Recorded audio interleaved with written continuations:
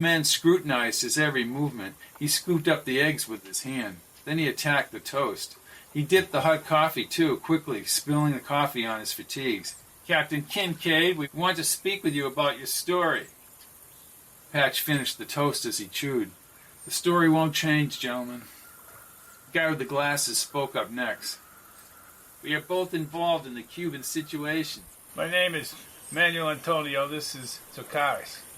Craig was born in Cuba and is a strong anti-communist. Have held positions of power in Cuba. Well, he's fighting with Castro in '53 against Batista, said Socaris. I stayed with him, but in '59 it was clear he was a communist. My friend Ed Hamilton tells me you are a stubborn man. I may appear to be stubborn, Mr. Socaris, just because my story is true. Look, Kincaid, I have 100 men in this goddamn camp who want to see you strung up. They're convinced you're working with Fidel. Why? That's stupid. No, it's not stupid. Did Carlos send you? Is that it? No. He sipped on the coffee as the food settled. So they want to kill me. Can you blame these men? Asked Socaris. They're about to risk their lives, and you come in here and make them fools. Then Patch looked into Socaris' dark eyes. You retract your damn time travel bullshit, or I'll give the word.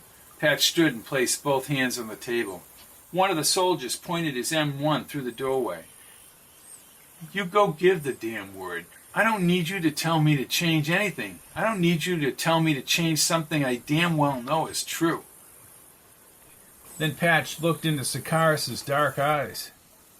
You are a fool, Kincaid. I'm going up to the mountains so we can call the United States. I will give the word. Socaris walked around the table and up to Patch.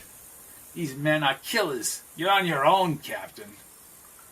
Both men exited the mess hall. Patch shook his head and sat down on the bench. Helicopter blades whooshed and became louder outside in the night as the chopper landed. Then he clenched his fists on the table. He sat in the humid nighttime air. The short-wave broadcast with Kate might have been fake. They had to drive up to the mountain to use the shortwave to contact the United States mainland. Captain, he turned slowly, still wondering about Kate.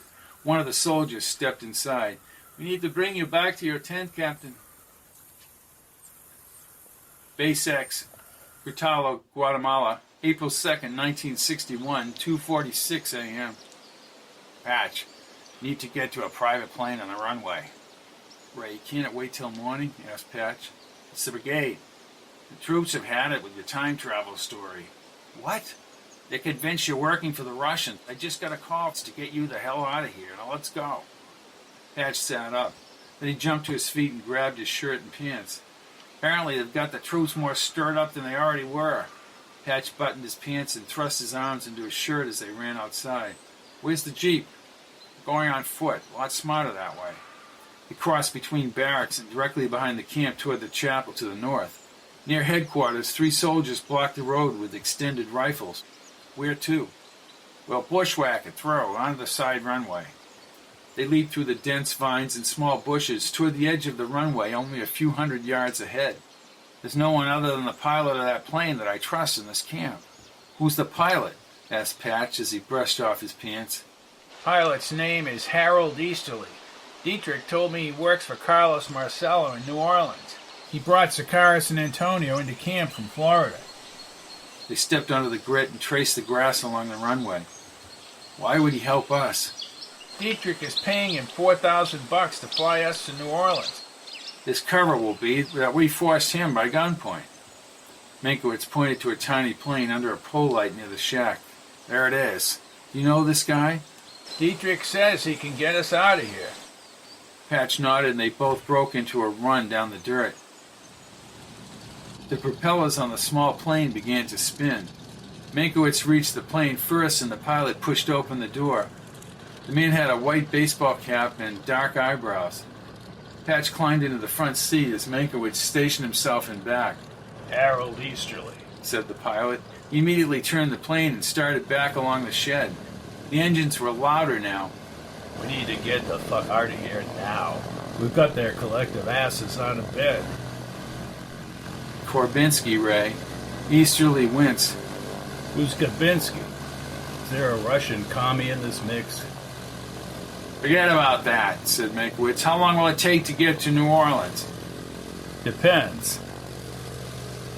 Easterly pointed back to the camp. Security lights blazed and the sporadic gunfire echoed in the distance. Hold on, boys. Patch looked over his shoulder as more lights popped on. Easterly reached over and opened the compartment. He threw a .45 pistol to Patch and a second pistol to Meinkewitz. 2 jeeps raced out of camp and onto the runway. A single bullet pinged the side of the plane. Shoot the fucking thing, Yelled Easterly as they gained speed. He opened the side window and fired his own pistol back toward the jeep. Patch leaned out the window as the night air whipped his hair back. Meinkewitz held his own pistol and back. Patch aimed at the first jeep and pumped the trigger, but they still advanced. More rifle shots were overshadowed by machine gun fire. Somehow Easterly lifted the plane up at a steep angle and off the runway, but they were on a course toward the Silhouette Mountains. The intense gunfire and mortar rounds exploded on the ground below. Yet Easterly flew into the night, and then the camp lights slowly became smaller as he veered away.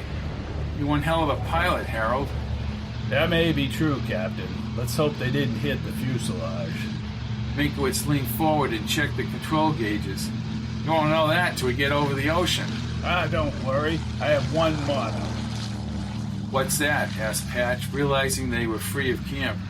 He leveled the plane. This one is my main motto. I can land anywhere. Chapter 24.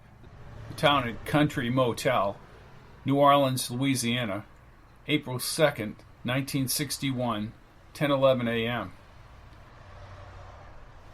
Meinkewitz, smoking a Cuban cigar, stood with Patch under the Town and Country Motel's canopy. The cars and trucks approached, repeating the Doppler effect as the sound faded down the highway out front. Inside the lobby, an animated Easterly chatted with the counter clerk. He had flown them all night from Guatemala and landed the plane at a private airfield not too far from the motel. How do I find Carlos Sánchez? Meinkewitz puffed on the cigar. I was briefed on what this was all about. Dietrich told me they all fear what you said about Carlos going after La Cosa Nostra leaders is about to happen. I'm more concerned about killing him. So are the targets. The mob? Asked Patch as the door opened behind the counter clerk. A diminutive man with trim gray hair and a dark suit and tie moved around the counter and escorted Easterly to the side table. Speaking of which, I do believe that gentleman is Carlos Marcello, a very, very powerful man. The Kennedys do not like Marcello. Easterly leaned toward Marcello as both men engaged in a protracted conversation. I could use some chow. Listen up, Patch. Marcello's in big trouble with the Justice Department. Hell, he's been under pressure ever since the McClellan Committee in the 50s. As Dietrich would say, Big Kennedy and Little Kennedy worked on that committee. Patch folded his arms and leaned against a 1961 aqua-colored Chevy convertible with a white top. Yet Carlos Marcello is alive and well, Ray. Must have a good lawyer. Frank Regano, wearing his gray suit at the Flamingo Lounge, came into Patch's thoughts. They have top-notch legal teams. I don't know why we deal with these people anyway. I don't trust any of them. They could turn on you, my friend, in a second. We're dealing with Marcello to get Castro. At the same time, the Justice Department is going after him? That's just plain stupid. Meinkewitz spoke with the cigar between his incisors. My point exactly. The lobby door opened, and Easterly, a piece of toast in his hand, emerged under the canopy. Gentlemen, Mr. Marcello is aware and appreciative that you have fingered Carlos Sánchez. Mr. Marcello remembers his friends. So what happens to us? Asked Meinkewitz. You'll be picked up shortly by Guy Bannister. Don't piss him off. Guy will bring you downtown for the next leg of your journey. And where is that? Don't have that information. Meinkewitz removed his cigar. Who is sending us? Easterly bit into the toast. Raymond. Theirs is not to reason why. Yeah, when I joined the Light Brigade, I'll remember that, Harold. Easterly tilted his head back and laughed. Well, we'll see about that. Harold, thanks for getting us out of camp, said Patch. My pleasure, boys, he said, finishing the toast. Then he removed a crisp yellow card with the banner Investigations on top. He handed the card to Meinkewitz and bolted from the canopy to the parking lot. You guys take care now. Patch studied the card. This man Bannister is a private investigator. I think he worked for the FBI, said Meinkewitz, the cigar hanging from the corner of his mouth. 434 Balter Building, New Orleans. Guy Bannister, president. Magnolia 4532. Meinkewitz looked up. I need to call Bob Dietrich. I don't like the way this is going. Too many unknowns. Patch smiled a wide smile.